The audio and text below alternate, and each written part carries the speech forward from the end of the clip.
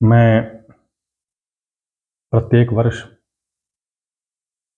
अपने मंदिर में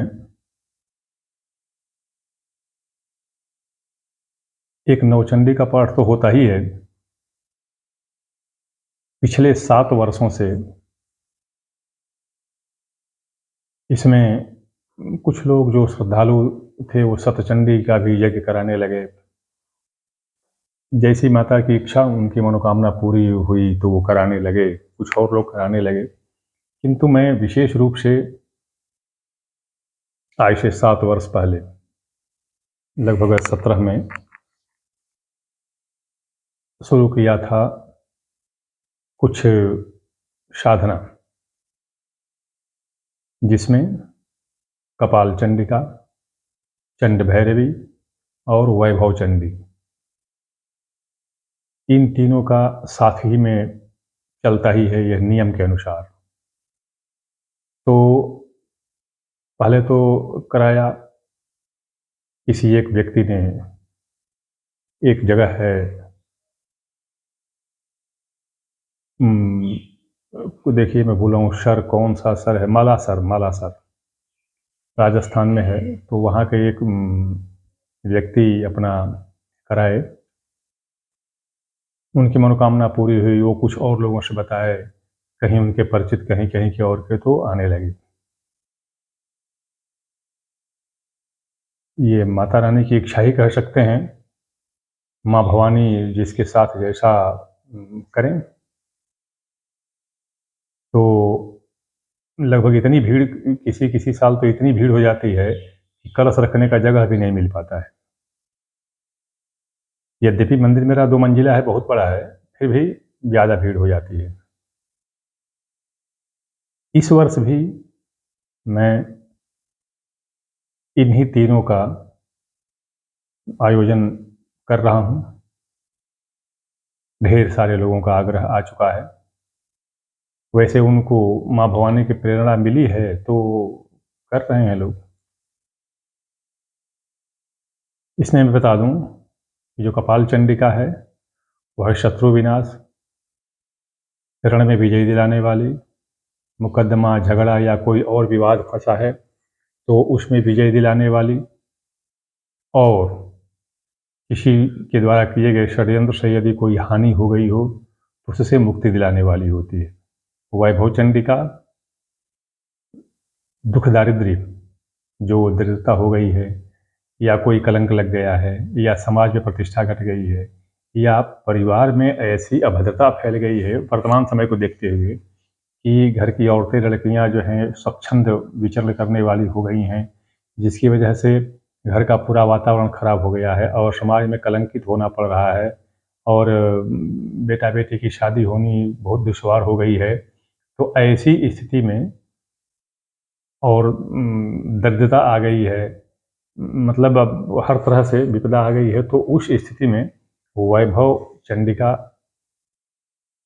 की साधना करते हैं।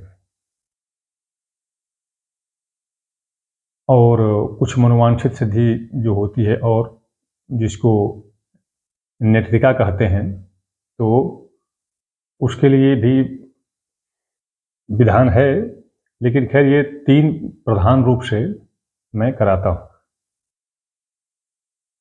ये ज़रूर है कि कुछ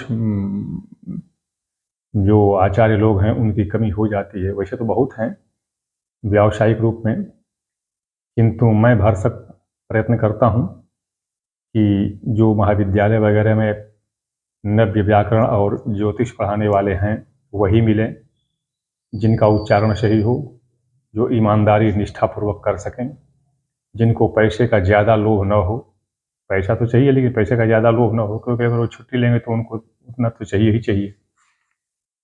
तो उनको तो वेतन मिलता है तो खैर उनको वो नहीं होता है, तो इसलिए थोड़ा मुश्किल हो जाता है। इसलिए उनको पहले से वर्ण करना पड़ता है और बताना पड़ता है कि मैं आपको 10 दिन के लिए वर्ण कर रहा हूँ और ये काम के लिए कर रहा हूँ।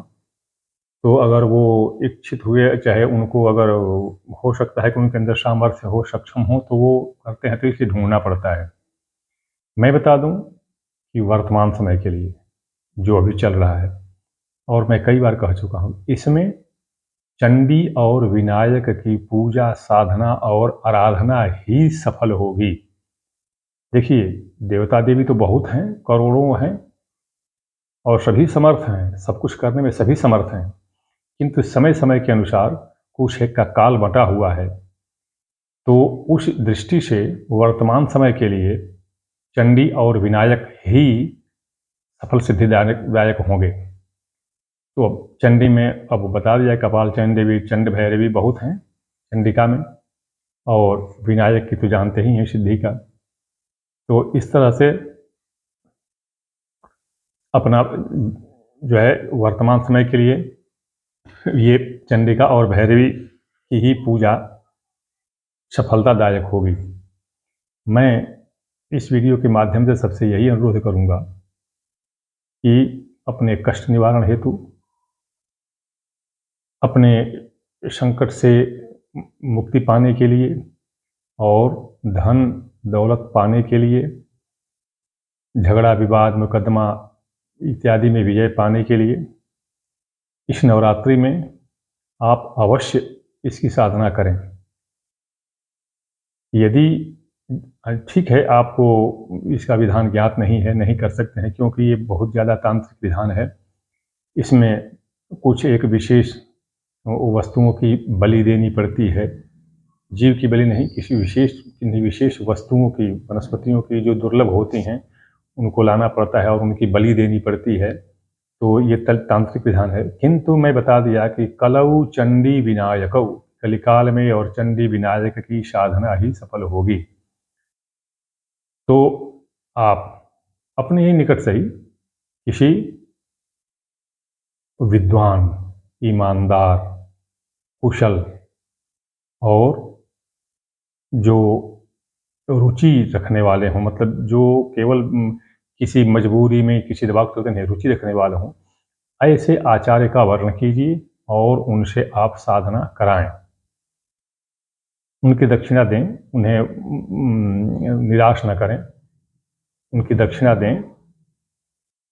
और यदि सामर्थ्य हो आपको तो सामर्थ्य से छिपे नहीं, क्योंकि यह निश्चित रूप से आप अगर दक्षिणा देते हैं तो जो देंगे उसका सहस्रगुणम उत्सष्टुम मादत्ते हिरण्यम रवि, उसका 100 गुना करके, 1000 गुना करके आपको मिलेगा ही मिलेगा, यह निश्चित है। मैं बता दूं आपको कि पहले 1-2 ही हमारे मंदिर में आते थे ये सब कराने के लिए, किंतु आज देश के कोने कोने से लोग आते हैं और इन 10 दिनों में मंदिर मेरा ऐसा हो जाता है, कभी कभी बता दिया मैं आपको, कि कलश रखने का स्थान भी नहीं मिल पाता है।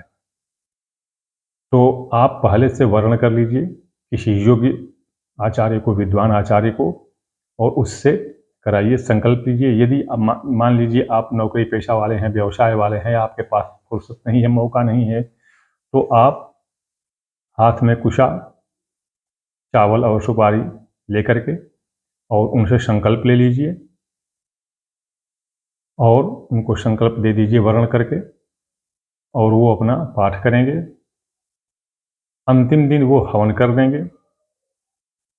आपको जब मौका हो तो वो हवन की राख उनसे ले लें।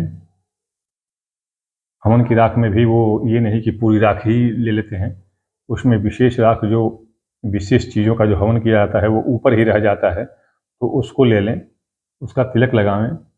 आपको मुश्किल से 20 से 27 दिन के अंदर इसका परिणाम आपको मिलना शुरू हो जाएगा।